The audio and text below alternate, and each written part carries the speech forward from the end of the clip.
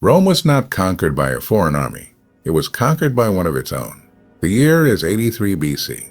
Italy trembles, not beneath barbarian feet, but under Roman boots marching against Roman soil. From the east comes a man long believed finished, a man whose name still stains the Senate with fear, Lucius Cornelius Sulla. He returns hardened by war against Mithridates, his legions rich, loyal, and merciless. Rome, meanwhile, is ruled by his enemies, the Marian faction, men who seized power in his absence and butchered his allies in the streets. Heads once crowned with honor were nailed to the forum. Sulla has not forgotten. He has not forgiven. As his ships land in southern Italy, banners rise around him, exiles, aristocrats, veterans hungry for vengeance. Across the fields near Mount Tifata, outside Capua, the first great reckoning awaits. On one side stand the Marian commanders, confident in numbers. On the other, Sulla's veterans, outnumbered but unbreakable. Steel meets steel beneath the Italian sun. Dust clouds the air. Commands are swallowed by screams. The Marian line surges forward, but Sulla does not flinch. He rides the ranks, card-faced calm, promising death or glory, no third path. His men hold, then they push. What follows is not chaos, but methodical slaughter. Veteran cohorts punch through raw levies. Discipline devours desperation. By nightfall, the field belongs to Sulla. The Battle of Tifata is won, and with it, the road to Rome begins to open. But this is no liberation. As Sulla advances north, cities fall, allies defect, and fear spreads faster than his armies. Senators whisper his name like a curse. They know what follows conquest. Not mercy, but lists, proscriptions, legal murder, rewards for betrayal. Rome will survive, but not unchanged. Sulla does not march to save the Republic. He marches to own it. And as the gates of Rome loom ahead, one question hangs in the blood-soaked air. When a man conquers his own city, who or what can never stop him again? Rome had survived kings, invasions, and centuries of war. But in 83 BC, Rome faced something far more terrifying. A Roman general coming home with an army. The sea off southern Italy was calm that morning, almost mocking the fate awaiting the Republic. Black-hulled ships cut through the water, heavy with veterans hardened in the east. These men had fought kings and shattered empires. Now they turned their eyes inland, toward their own homeland. At their head stood Lucius Cornelius Sulla, a man Rome had declared an enemy, a man already written into exile. Into legend, years earlier, Sulla had done the unthinkable. He had marched on Rome itself, breaking a sacred rule older than memory. No Roman army may enter the city. For that sin, his enemies swore he would never return. While Sulla fought Mithridates in the east, they seized power. The Marian faction, led by Cinna and Gaius Marius the Younger, ruled through blood. The streets of Rome ran red. Senators were dragged from their homes. Noble heads were displayed in the forum as warnings. Names once spoken with respect were erased overnight. Loyalty meant death. Silence meant survival. And far across the seas, Sulla was listening. Now he had returned. Italy felt it before Rome did. Cities hesitated, unsure whether to resist or kneel. Old alliances cracked. Old veterans whispered it with hope. With him marched men who owed him everything: land, honor, vengeance. Among his followers were ambitious nobles and future legends, including a sharp-eyed young commander named Gnaeus Pompeius, already dreaming of greatness. But Sulla did not come with speeches. He came with steel. Blocking his path stood the Marian armies, larger in number, fresh and confident. They believed Italy would reject Sulla. They believed time was on their side. They chose their ground near Mount Tifata, outside the rich city of Capua, where open fields favored mass troops and swift victory. Sulla studied the land in silence. He knew his weakness. He was outnumbered, but he also knew his strength. His soldiers were veterans who had survived ambushes, sieges, and endless war. They did not break. They did not panic.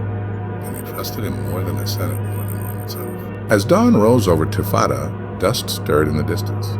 Shields locked. Standards lifted. The sound of marching feet rolled across the plain like distant thunder. On both sides, Romans stared at Romans, brothers divided by politics, ambition, and fear. No prayers were spoken that morning. Only orders. Sulla mounted his horse and rode the line, his scarred face unreadable. He raised his hand, and the horn sounded. The Republic held its breath, because once Roman blood was spilled on Roman soil, there would be no turning back. The plain of Tifata shimmered in the midday sun. dust rising like a curtain between two armies. Roman standards swayed in the wind, the eagle emblems glinting like fire. Across the field, the Marian legions waited, proud and confident, while Sulla's veterans marched in tight, unbroken cohorts, the weight of steel and experience radiating from them. Sulla's eyes scanned the enemy. They rely on numbers, he muttered, voice low, yet carrying the weight of command. We rely on discipline. At his side, Gnaeus Pompeius, barely more than a boy in ambition, but already sharp with strategy, leaned in. If they charge the center, they break. Shall I lead a flanking maneuver? Not yet, Sulla replied, his gaze cold and calculating. But patience is a weapon sharper than any sword. The Marian commanders, emboldened by their superiority, believed the battle was theirs to claim before it began. They underestimated the veteran cunning of Sulla. As the two sides closed, the first clash was brutal. Spears met shields with a ringing roar, and the ground turned to mud soaked in blood. Soldiers screamed in panic and pain, their polished armor now streaked with dust and grime. Sulla's men held the line, step by step, inch by inch. They did not flee, they did not falter. Instead, they advanced in perfect unison, their cohesion a wall of iron and resolve. "A push the right," shouted one Marian commander, desperate. "A break their line," Sulla noticed the maneuver before it could succeed. Calmly, he signaled cohorts from the center to pivot, encircling the flanking troops. The veterans' disciplined formations crushed the overconfident enemy. Men fell, shields shattered, cries of command turned to screams of despair. Amid the chaos, political whispers traveled faster than arrows. Senators loyal to the Marian faction had sent letters promising rewards for victory, secretly questioning each other's loyalty. "The center holds. Shall we strike the flank now?" Sulla's hand rose, pointing toward the enemy reserves. "A patience," he said again. "They will break themselves." The Marian lines, seeing their comrades fall, wavered. Fear spread faster than courage. Confusion waned. Sulla, sensing victory, finally gave the order to strike. The veterans surged forward with relentless precision, hammering the enemy from all sides. Roman blood spilled on Roman earth, and the cries of men mingled with the clashing of metal echoing off the hills of Tifata. By dusk, the battlefield was Sulla's. Marian banners lay torn in the dirt. The wounded cried for mercy that would not come, while Sulla surveyed the carnage with a detached eye, already planning the march toward Rome. Yet even in victory, the shadow of treachery loomed. Across the field, survivors fled, carrying news of Sulla's triumph. In the Senate, whispers grew into frantic debate. Who would betray whom first? Who would fall next? And what horrors would be unleashed when the victorious general claimed the city that once refused him? As night fell, the fires of Tifata burned bright, illuminating the devastation. Sulla's men tended to the wounded while scouts returned with urgent news. The legions are moving north, a scout reported, voice trembling. Rome itself? Some say the gates are undefended, others plotting to resist. Sulla's gaze darkened. He did not speak, but his mind was already racing, weighing allies, enemies, and the inevitable storm that awaited in the city of 7 hills. The Battle of Tifata had been won, but the war for Rome itself, the ultimate prize, had only just begun. And in the shadows, a web of betrayal, ambition, and death awaited, ready to test Sulla's ruthless will. The city of Rome lay ahead, bathed in twilight, as if the sun itself feared what was coming. From the hills surrounding the Tiber, Sulla's legions could see the gleaming temples and marble streets. A city that had once laughed at him, that had once declared him an enemy of the Republic. Now it trembled. "A Rome," Sulla whispered, voice low but carrying over the ranks. "A Rome will remember this day. Let it remember fear." The gates were not fully defended, but the senators inside were far from helpless. They convened in the forum, faces pale, hands trembling, debating whether to flee, negotiate, or summon the remnants of loyal troops. Yet no plan could match the speed and precision of Sulla's veterans. As the army advanced, scouts returned with news of shifting allegiances. City guards had abandoned posts, some already swayed by bribes or fear, others seeking safety for their families. Inside, whispers of betrayal mingled with prayers. Rome was readying itself for the unimaginable, civil war within its own walls. Sulla entered the city under the cover of night. His soldiers moved like shadows, silent yet deadly, securing key points: the gates, the forum, the Senate house. By dawn, the city that had once proclaimed itself eternal was in hands. The Senate, terrified, offered submission. Sulla did not negotiate. Proscriptions began immediately.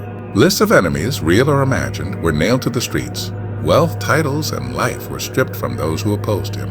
Some begged for mercy, others fled, but for many it was too late. Rome had learned that obedience now meant survival. Defiance meant death. Among the survivors, there were whispers of horror and awe.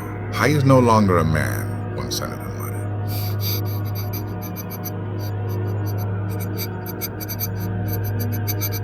Sulla stood atop the steps of the Senate, the morning sun catching the scars on his face. He looked over the city, once his enemy, now his possession. In the quiet moments, even a man as hardened as Sulla could not escape reflection.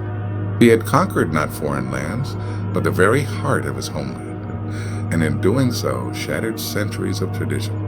Or what have we become?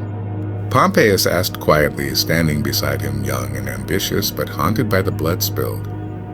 Sulla's eyes, cold and calculating, softened for the briefest moment. "We have shown Rome what power truly means. The city will survive, but it will never be the same." The consequences rippled across the Republic. Generals would now march on Rome again. Political rivalry became lethal, unchecked by law. The old Republic, the ideal of shared governance and civic virtue, had been forever altered. Fear replaced trust. Loyalty became transactional. Sulla had not just won a war. He had redefined the rules of power. As Rome settled into uneasy silence, the survivors began to rebuild. Haunted by memories of those lost, the streets littered with the fallen.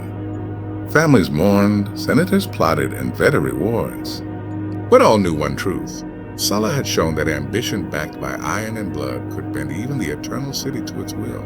And in the shadow of the Tiber, as the dust settled and the fires died down, one could almost hear a whispered warning echo through history. When a man conquers his own city, he conquers the very soul of the Republic. And nothing will ever be the same again. Rome had survived Sulla.